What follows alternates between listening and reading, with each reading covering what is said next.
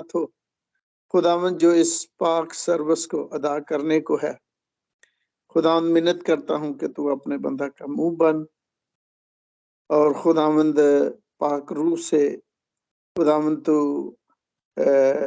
अपने बंदा को खुदावंद मसा और मखसूस कर, ताकि तेरे कलाम की बातें, तेरे भेद की बातें, खुदावंद तेरे मुकाशफात जब तेरे बंदा के मुंह से सादर हों, तो खुदावंद तेरे कलाम की अकल, समझ और फहम से खुदावंद हमारी जिंदगी बरकत पाए और खुदावंद अपने पाक रूह के गहरे मसा में खुदावंद तो अपने बंदा को इस्तेमाल करना।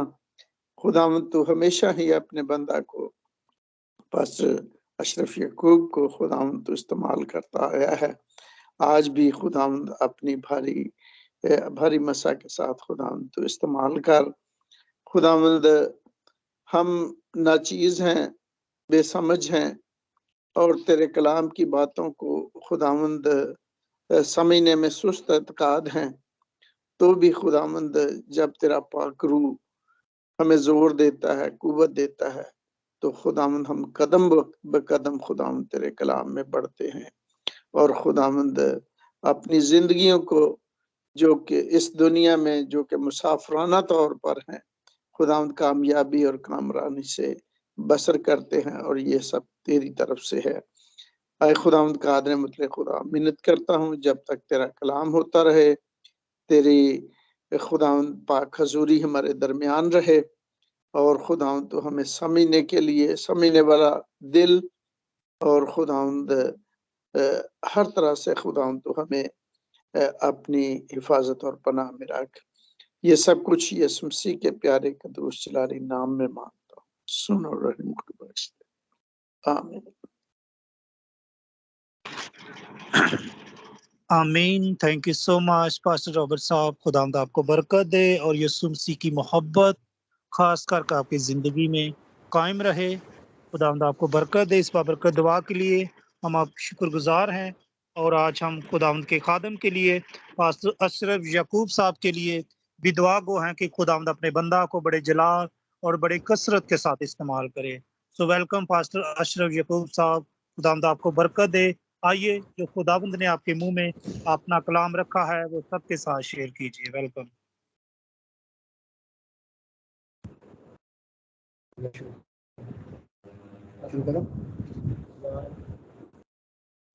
खुदावंद यीशु मसीह के बाबरकत पुरफजल और नजात बख्श नाम में आप सबको मेरा सलाम। भाई अलमास, आपका बहुत बहुत शुक्रिया। खुदावंद आपको बरकत दे, आपकी कहानत को मंजूर करे। और आज हम मुकाशवा में पाई जाने वाली छठी कलीसिया के बारे में सीखने वाले हैं, जिसका नाम है फिलाडेल्फिया। और हकीकत में इसके लिए जो अल्फाज मेरे पास हैं वो है यस्सु को थामे रहो। ये हकीकत में ये कलीसिया ऐसी थी जिसे कहा गया कि यस्सु को थामे रहो। ये कलीसिया एक अजीम कलीसिया थी, एक मसाली कलीसिया थी जिसकी तवक्को यस्सु मसीह करता है और ये हर कलीसिया से खुदा ऐसी तवक्को करता है। यह एक ऐसी कलीसिया जी जो खुदावन से मोहब्बत रखने वाली थी, एक ऐसी कलीसिया जिसकी खूबियां देखते हुए हर कोई इस कलीसिया का मेंबर बनना चाहता है। फिलाडेल्फिया का मतलब बरादराना मोहब्बत है। ये कलीसिया दूसरी कलीसियों के मुकाबले में बेहतर क्यों थी? क्या यीशु मसीह ने हर कलीसिया को अपने हाथों में थामा हुआ? कुछ हर कलीसिया के अंदर मौजूद नहीं है, तो फिर ये कलीसिया क्यों दूसरी कलीसियाओं से बेहतर थी? यकीनन यीशु मसीह के वो ज्यादा करीब क्यों थी? फिर फिलाडेल्फिया की कलीसिया दूसरी कलीसियाओं से बेहतर किस तरह थी? हम आज बहुत सी बातों के मतलब सीखने की कोशिश करेंगे। हम सोच सकते हैं कि यीशु मसीह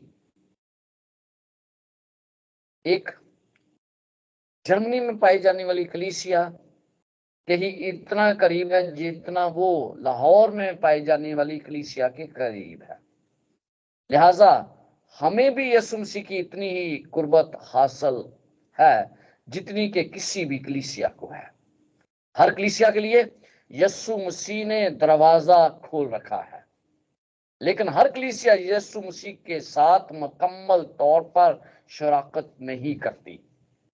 कलीसिया के हर मेंबर को यीशु से मिलने का मसावी हक हासिल है, लेकिन हर कोई मुकम्मल तौर पर उससे नहीं मिलना चाहता। फिलाडेल्फिया की कलीसिया ने यीशु मसीह को कबूल किया। हम काशवा 3 बाब में जब देखते हैं तो हमें पता चलता है कि खुदा इस कलीसिया से क्या तवक्को रखता था और ये कलीसिया हकीकत में क्या कुछ सर अंजाम दे रही थी। मकाशवा की किताब उसका 3 बाब और उसकी 7 आयत से मैं शुरू करने लगा हूं। जो कदूस और बरहक है और दाऊद की कुंजी रखता है, जिसके खोले हुए को कोई बंद नहीं करता और बंद किए हुए को कोई खोलता नहीं, वो ये फरमाता है। यीशु मसीह का तारफ जहां पर पेश किया गया है, सबसे पहले आप जानते हैं कि हर कलीसिया में यीशु मसीह का तारफ पेश किया जाता रहा है। यीशु मसीह के मतलब 3 बातें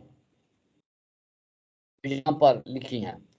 यीशु मसीह पाक, रूहानी और मुकद्दस है, पहली बात। दूसरी बात जो इस आयत में लिखी है वो यह यीशु मसीह सच्चा है, और तीसरी बात इस जो लिखी है वह उसके पास कुंजी है, यानी वो मुकम्मल अख्तियार रखता है। तो ये 3 चीजें बेसिकली मुझे क्या बताती हैं? यीशु मसीह पाक, रूहानी और मुकद्दस है। अगर आप की कलीसिया ऐसी है जिसे खुदा तंबी नहीं करता, तो वो कलीसिया है जो इकरार करती है कि यीशु मसीह पाक और मुकम्मल खुदा है। अच्छी कलीसिया की यह खूबी है कि अगर आप इस कलीसिया के रुकन हैं तो इकरार करें कि बाप, बेटा और रूह कुद्दस तीनों खुदा है। यह उसकी तालीमात और बराबर है। तो फिर खुदा को जरूरत नहीं कि वो आपको तंबीह करे। आपको खुदा सख्ती के अल्फाज इस्तेमाल नहीं करता। जब आप ये समझते हैं, इकरार करते हैं कि बाप, बेटा और रूह कुद्दस जो है वो तीनों एक है। अगर आप ऐसी कलीसिया में नहीं हैं तो शायद फिर आप गलत कलीसिया में हैं। क्या आप जानते हैं कि कई कलीसियाँ ऐसी तालीम दे रही हैं कि यीशु मसीह सिर्फ इस दुनिया के खुदा हैं और कायनात के खुदा नहीं हैं? ये मसीह कलीसियाँ हैं जो तालीम दे रही हैं। और फिर यहोवा सिर्फ यहोवा ही है। बास कलीसियाँ ऐसी हैं जो कहती हैं कि यीशु मसीह बाप की तरह मुकम्मल तौर पर अख्तियार नहीं रखता। तो इनके लिए समझना जरूरी है कि यीशु मसीह क्या है? कदूस है। वो बाप, बेटा और रूह कुद्दस तीनों एक मुकम्मल हैसियत रखते हैं और एक जैसा मर्तबा भी। दूसरी बात जो इन आयत में बताई गई है, यीशु मसीह सच्चाई है। यीशु मसीह में आपको हर तरह की सच्चाई नजर आती है, लिहाजा उसके पैरोकारों के अंदर भी वो सच्चाई आनी चाहिए। यीशु मसीह सच्चाई है तो फिर आप के लिए गलती की निशानदेही करना आसान होगा। क्यों? किस तरह आसान होगा? क्योंकि आप उसके नमूने को मद्देनजर रखेंगे। किसी ने कहा है कि अगर कलीसिया का हर मेंबर सही तौर पर यीशु को जानने वाला हो और उससे मोहब्बत रखने वाला हो तो पादरी के लिए कलीसिया में कोई मसला नहीं होगा। तीसरी बात जो कहता है दाऊद की कुंजी मेरे पास है, उसके पास अख्तियार है, वो कादर मुतलक है और ताकत का सरचश्मा है। हम ये सब किस तरह जानते हैं? मुकाशवा में लिखा है कि उसके पास दाऊद की कुंजी है, बादशाह है। आप तो जानते हैं जिनके पास कुंजी होती है उसके पास अख्तियार होता है, और जिसके पास अख्तियार है जो चाहता है वो कर सकता है। फिर हम काशवा 1 बाब और उसकी 18 आयत में क्या लिखा है? और जिंदा हूं, मैं मर गया था और देख अब्दुल जिंदा रहूंगा और मौत और आलम रवा की कुंजियां मेरे पास हैं। इस हवाले में यीशु मसीह मरकजी हैसियत रखता है। जब मैं कभी पढ़ता था तो मैंने ये तजर्बा किया कि किसी एक स्टूडेंट के पास चाबी होती थी, जब तक वो नहीं आता था हम इंतजार खड़े करते थे कि क्लास खुले और फिर हम उसके अंदर जाए। क्यों? उसके पास इख्तियार था। यीशु मसीह के पास दुनिया के तमाम मसाइल के हल का अख्तियार मौजूद है।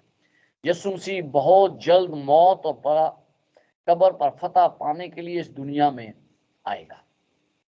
यीशु के पास चाबियां हैं। यीशु मसीह इस बात का फैसला करेंगे कि कौन खुदा की बादशाही में दाखिल हो सकता है और कौन नहीं। 8वीं आयत में हम यूं पढ़ते हैं, मुकाशवा 3 बाब और उसकी 8वीं आयत। मैं तेरे कामों को जानता हूं, देख मैंने तेरे सामने एक दरवाजा खोल रखा है, कोई उसे बंद नहीं कर सकता। कि तुझ में थोड़ा सा जोर है और तूने मेरे कलाम पर अमल किया है और मेरे नाम का इनकार नहीं किया। दरवाजा क्या है? यहां पर लिखा है कि दरवाजा है जिसे मैंने खोला है। ये दरवाजा क्या है? किस बात का दरवाजा है? ये निजात का दरवाजा है। निजात के अलावा ये किसी और चीज का दरवाजा हो ही नहीं सकता। इस दुनिया में आए, कामल जिंदगी गुजारी और जिस तरह के कोई इंसान गुजार नहीं सकता, और हमारे गुनाहों के लिए अपनी जान कुर्बान कर दी और तीसरे दिन जी उठा, और इस तरह वो दरवाजा बन गया। क्या दरवाजा? निजात का दरवाजा। और उसने अब्दियत का दरवाजा उन तमाम बरगजीदों के लिए खोल दिया है जो आदम और हवा के गुनाह की वजह से खो चुके थे। यीशु मसीह राह, हक और जिंदगी है। उसने आसमान पर जाने के लिए दरवाजा खोल दिया है। मिलर की तहरीक के दौरान लोगों में ये बात मानने लगे कि 22 अक्टूबर को आसमान पर एक दरवाजा खुला और एक दरवाजा बंद हो गया। उनका यकीन था कि 22 अक्टूबर को आसमान पर इंसानियत के लिए माफी के दरवाजे बंद हो जाएंगे, और उन्होंने देखा यीशु मसीह पाक मकाम से पाक तरीन मकाम में चले गए, और वो दरवाजा वो कहता है खुला है। किसी भी कलीसिया के लिए सबसे बड़ी खुशखबरी क्या हो सकती है? एक ऐसा दरवाजा जो बंद नहीं हुआ। आपके लिए भी ये खुशखबरी है, मेरे लिए भी है कि ये दरवाजा बंद नहीं हुआ। इसी तौर पर 1750 से 1840 तक के जमाने को, जो इस कलीसिया का जमाना था, इसको फसल का दौर कहा जाता है। इस दौर में अजीम मिशनरी काम का आगाज हुआ।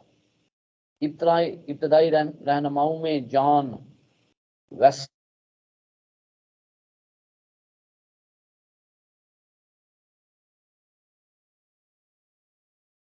डेविड लिविंगस्टोन वगैरह ने मिशनरी काम की इब्तदा की।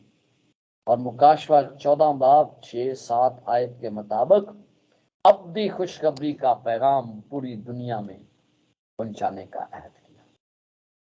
और वही पैगाम आज मुझे और आपको दिया गया है कि हम अब्दी खुशखबरी के पैगाम को हर कौम, अहले जुबान और उम्मत के वास्ते उन तक पहुंचाएं। ये अब्दी खुशखबरी यकीनन वो खुशखबरी है जो मुझे और आपको पहुंचाने का शरफ दिया गया है। क्या हमारी कलीसिया में दरवाजा खुला है?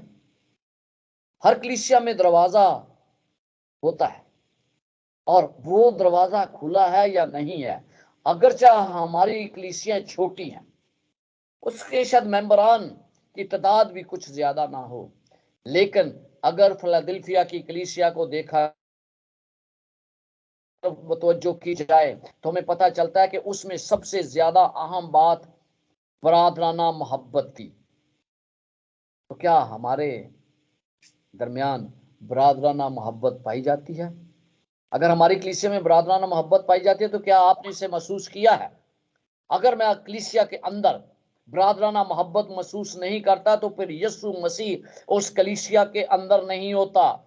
जब आप चर्च के दरवाजे से अंदर दाखिल होते हैं तो आपको महसूस होना चाहिए कि आपको खुशामदीद कहा गया है। अगर कोई नहीं है आमदीद कहने वाला, तो आपका फर्ज बनता है कि आप उस दरवाजे पर खड़े हो जाएं और लोगों को खुशामदीद कहें, जोश से भरे हों।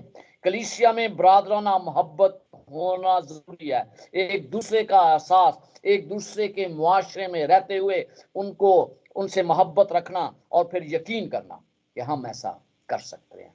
तो ये कलीसिया, फिलाडेल्फिया की कलीसिया बरादराना मोहब्बत से पुर थी, इसीलिए खुदावंद यीशु मसीह ने उसे कोई कमी नहीं की। आप की कलीसिया से बहुत से ऐसे शोभाजात पाए जाते हैं जिसमें आप कुछ ना कुछ करने की सलीयत रखते हैं। आपके लिए दरवाजा खुला है, बहुत से शोभाजात हैं, हम बहुत कुछ कर सकते हैं। खुदा ने हमारे लिए बहुत से मौकाजात मुहैया किए हैं जहां हम मुआशरे और कलीसियाई मेंबरान की खिदमत कर सकते हैं। आपको खुद देखना है कि आप अपनी कलीसिया में किस शोबे में खिदमत कर सकते हैं। यानी आपका जाती दरवाजा खुला है। आपके बच्चे, पड़ोसी, नौजवान या बड़े जो भी हैं, देखें कि आप उनकी खिदमत किस तरह कर सकते हैं। मौकाजात खुदा की तरफ से खुले दरवाजे हैं अजीजों। खुदा से दुआ करें कि जो भी खुला दरवाजा आपको नजर आए, आप उसकी कुव्वत के साथ उसके अंदर जाने वाले हों ताकि उसकी खिदमत मुयस्सर तौर पर कर सके। हर दरवाजे से लोग या तो बाहर जाते हैं या अंदर आते हैं। जब हम चर्च जाते हैं तो हम रूहानी तालीम देते हैं या लेते हैं, लेकिन जब हम चर्च के दरवाजे से बाहर आते हैं तो हम दुनिया की खिदमत के लिए निकलते हैं। तो इसलिए ये दो पहलू, दोनों पहलू, चर्च में जाते हैं हम रूहानी तालीम हासिल करते हैं, और अगर बाहर आकर लोगों की खिदमत नहीं करते तो उस रूहानी तालीम का फायदा नहीं और वो दरवाजा हमारे लिए बंद होता है। मुकाशवा 3 बाब 8 आयत में कुछ और भी लिखा है, और लिखा है कि मैं जानता हूं कि तुझ में थोड़ा सा जोर है। क्या हमारी कलीसिया में थोड़ी सी ताकत है? शायद आप सोचते हो कि हमारी कलीसिया में ज्यादा ताकत नहीं है। अगर हकीकत में देखा जाए तो शायद थोड़ी सी कुव्वत भी ना हो। ऐसी कलीसिया जिसके पास थोड़ी कुव्वत है, क्या कमजोरी अच्छी बात लगती है? कमजोरी अच्छी बात नहीं लगती। लेकिन यहां पर जब बहुत दफा बच्चे कोई चीज, किसी चीज की कोशिश करते हैं ना, मिसाल के तौर पे आपके पास बच्चा कोई बोतल लेके आया, वो उससे ढक्कन नहीं खोल रहा, तो वो आपके पास लेकर आया, आप उसके ढक्कन को खोल देते हैं, तो कैसे उन्हें मदद की जरूरत पेश आती है बच्चों को। जब उन्हें पता चलता है कि उनमें इतनी कुव्वत नहीं है, हम में से हर एक के पास इतनी कुव्वत नहीं है, जब उन्हें पता चलता है कि उनमें कुव्वत नहीं तो वो दूसरी तरफ मुतवज्जो होते हैं। इसलिए जब मुझे पता चलता है कि मुझ में इतनी कुव्वत नहीं है तो मैं किस तरफ मुतवज्जो होता हूँ? मैं दुनियावी दोस्तों की तरफ मुतवज्जो होता हूँ या मैं खुदा की तरफ मुतवज्जो होता हूँ? वो मसीह जो अपनी कमजोरियों से आगाह होते हैं, वो यस्सु की तरफ ज्यादा झुकने के लिए तैयार होते हैं। जो सोचते हैं कि मेरे अंदर कुव्वत पाई जाती है, मुझे इसकी जरूरत नहीं, वो यस्सु मसीह की तरफ भी नहीं झुकते। फिलाडेल्फिया की कलीसिया जानती थी कि उनके पास इतनी कुव्वत नहीं है, लेकिन वो ये भी जानते थे कि यीशु के पास कुव्वत है। तो अगर आपके पास कुव्वत नहीं है, आप कमजोर हैं, तो फिर यीशु के पास जरूर कुव्वत है। इसलिए उनकी कमजोरियों में उन्होंने खुदा पर भरोसा किया। मेरा और आपका भरोसा किस पर है? जब अक्सर कई दफा आपको पता, जब आप मैसेज देने जाते हैं ना किसी जगह, तो पादरी साहब आपका तारुफ करवाते हैं, ये खुदा का सूरमा, ये खुदा का, पता नहीं किन किन अलकबात से वो नवाजते हैं, शोला, बयान, मुकर्रर। जब वो मेरा तारुफ कई दफा इस तरह अल्फाज से कराते हैं तो मैं दुआ में कर रहा होता हूँ। मैं दुआ क्या करता हूँ, मैं खुदा ये पादरी झूठ बोल रहा है, मैं कमजोर हूँ, मैं कमजोर हूँ, तो खुदा प्लीज तू मुझे इस्तेमाल कर ले, और अगर तू मुझे इस्तेमाल करेगा तो फिर ही मैं इस्तेमाल होऊंगा। लेकिन जो दरवाजा यीशु ने खोला है, हम उससे दाखिल हो सकते हैं। यीशु ने वो ऐसा दरवाजा नहीं खोला जिससे हम दाखिल ना हो सके, यानी वो निजात का दरवाजा है जो फिलाडेल्फिया की कलीसिया के लिए खुला किया। लिखा, तूने तूने मेरे कलाम पर अमल किया है। ये भी इस कलीसिया की एक खूबी थी, अच्छाई थी। कलाम पर अमल करना हर किसी के बस की बात नहीं है, और खुदा इस कलीसिया को कह रहा है कि तूने मेरे कलाम पर अमल किया। लिहाजा एक ऐसी कलीसिया थी जो कलाम पाक से वाकिफ थी। हमें उस कलीसिया का मेंबर होना चाहिए जो बाइबल की सच्ची तालीमात देती है। मेरे ख्याल में फिलाडेल्फिया की कलीसिया को जो पैगाम दिया जाता था चर्च में, लोग उसको बड़ी तवज्जो से सुनते थे और उस पर अमल करते थे। अगर आप किसी ऐसी कलीसिया के मेंबर हैं जो बाइबल की तालीम के बरक्स तालीम दे रही है, तो आप ठीक जगह पर नहीं हैं। उस कलीसिया को छोड़ दें जो बाइबल की तालीम नहीं दे रही। यकीनन फिलाडेल्फिया की कलीसिया खुदा से प्यार करती थी, और जो खुदा से प्यार करने वाली कलीसिया है वो बाइबल की तालीम देती है, कलाम पढ़ती है। और ज़रूरी है कि हम बाइबल पढ़ें और सीखें और दूसरों को बताएं, और ये सिर्फ और सिर्फ रूल कुद्दस हमें बताता है। और फिर हमें पता चलता है 9वीं आयत में, देख मैं शैतान की के उन जमात वालों को तेरे काबू में कर दूंगा जो अपने आप को यहूदी कहते हैं और हैं नहीं बल्कि झूठ बोलते हैं। देख मैं ऐसा करूंगा कि वो आकर तेरे पांव में सजदा करेंगे और जानेंगे कि मुझे तुझसे मोहब्बत है। ये 9वीं आयत थी, जहां पर देखिए खुदा ने इस कलीसिया को किन किन अलकबात से नवाजा है।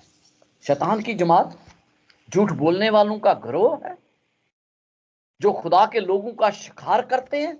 ऐसे लोग की कलीसिया के अंदर मौजूद थे जो बरगजीदों पर इल्जाम लगाते हैं। मसीहों को ऐसी जमात में जाने से मना किया गया है अजीजों, जो शैतान की जमात है। लेकिन यीशु मसीह ने हमारे लिए नया दरवाजा खोल दिया, और वो ये दरवाजा हर एक के लिए खुला है जो उनका साथी नहीं है, जो शैतान की जमात से तल्लुक नहीं रखता, जो लोगों पर इल्जामात की बिछाड़ नहीं करता। कोई भी उसे बंद नहीं कर सकता, यीशु मसीह ये कहता है, क्योंकि चाबी यीशु मसीह के पास है। कोई भी ये दावा नहीं कर सकता कि दरवाजा बहुत भारी है और वो इसे खोल नहीं सकता, क्योंकि यीशु मसीह ने सलीब पर यह दरवाजा खोल दिया है।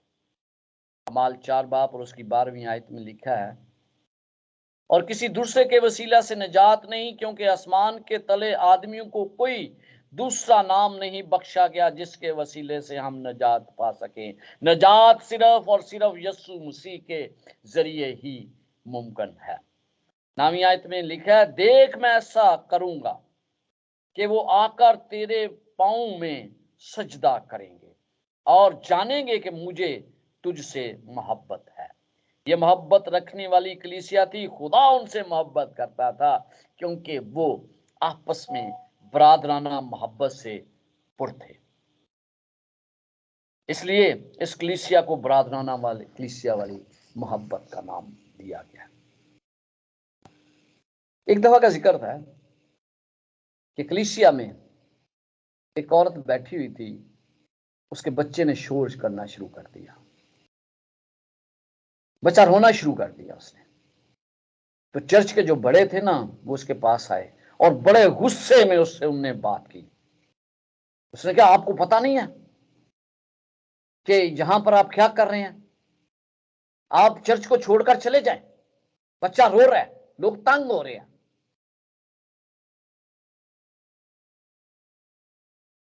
उस वक्त चर्च को छोड़ दिया और उसके बाद कभी वो चर्च नहीं आई।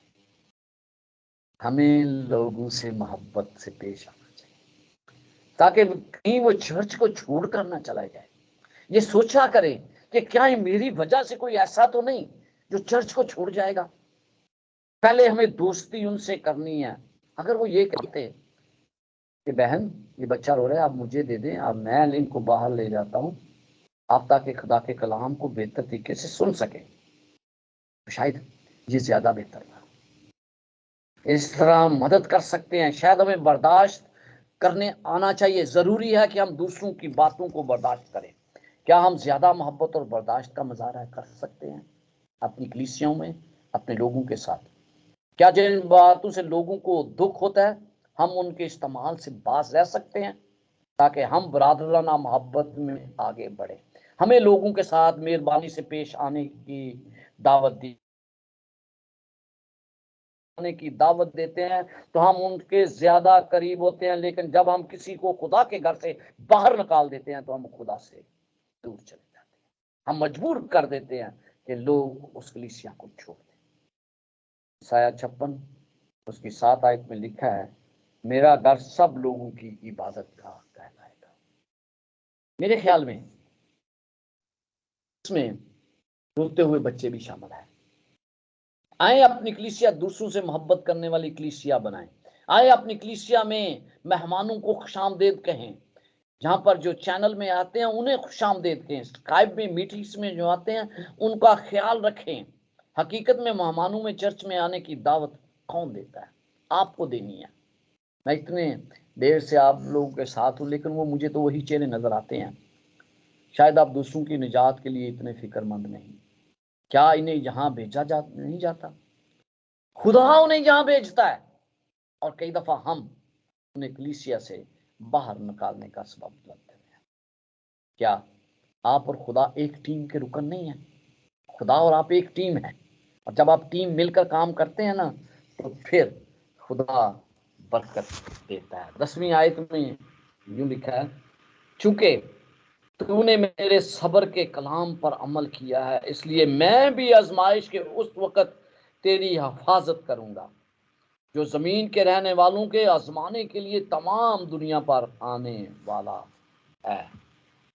तो यहाँ पर आपको पता होता है यीशु मसीह चाहता है कि उसके मानने वाले उसके आने तक बर्दाश्त का जज्बा रखें। अगर वो ऐसा करते हैं तो यीशु उस मुसीबत के वक्त उनकी हिफाजत करेगा जो बहुत जल्द इस दुनिया में आने वाली है। और पता है आपको कि आखिरी वक्त में ये तमाम कुछ होने वाला है। मकाशवा 3:11 आयत में लिखा है, मैं जल्द आने वाला हूं, जो कुछ तेरे पास है उसे थामे रहे ताकि कोई तेरा ताज ना छीन ले। यीशु को मजबूती से थाम ले। अगर आप उसे थाम कर नहीं रखते तो आपका ताज छीन लिया जाएगा। ये मुमकिन है। आप आसानी से अपने ताज से हाथ उठे। ताज क्या है? किस तरह असाउल ने अपना हक यकूब को बेचकर उस ताज से अपने आप को महरूम कर लिया। रोबन ने यहूदा को अपना ताज छीन जाने में रहनुमाई की। साउल ने अपना ताज दाऊद के लिए गिनवा दिया। यूदा इस्करियोती ने अमतिया को अपना ताज गिनवा दिया। कि ऐसा ना हो कि खुदा मुझे चुने और फिर मैं उस ताज से महरूम हो जाऊं, बिल्कुल साउल की तरह। लिहाजा यीशु मसीह को थामे रहें कि कोई ताज ना छीन ले। हिम्मत ना हारें, क्योंकि आपका ताज महफूज हाथों में है, लेकिन आप उसके छीनने का सबब बन सकते हैं। आप हमेशा की जिंदगी उसी सूरत हासिल करेंगे जब आप उस ईमान को थामे रहेंगे जब तक यीशु मसीह नहीं आता, और यीशु मसीह बहुत जल्द आने वाला है। 12वीं आयत में लिखा है, जो गालिब आए मैं उसे अपने खुदा के मकदस में एक सतून बनाऊंगा, वो फिर कभी बाहर ना निकलेगा, और मैं अपने खुदा का नाम और अपने खुदा के शहर यानी उस ने यरूशलेम का नाम जो मेरे खुदा के पास से आसमान से उतरने वाला है, और अपना नाम उस पर लिख दूंगा। कितना अच्छा पैगाम है ये। पता है ये सतून के बारे में एक स्टोरी बड़ी मशहूर है। फिलाडेल्फिया की कलीसिया में, इस शहर में 17 ईस्वी में जलजला आया था। तमाम शहर बर्बाद हो गया, लेकिन एक सतून खड़ा रहा, और इस शहर के वासियों ने फैसला किया कि वो इस सतून को नहीं गिराएंगे। ये सतून इसी तरह कायम रहेगा। ये सतून सदियों अकेला खड़ा रहा, और फिलाडेल्फिया की कलीसिया को इसी सतून से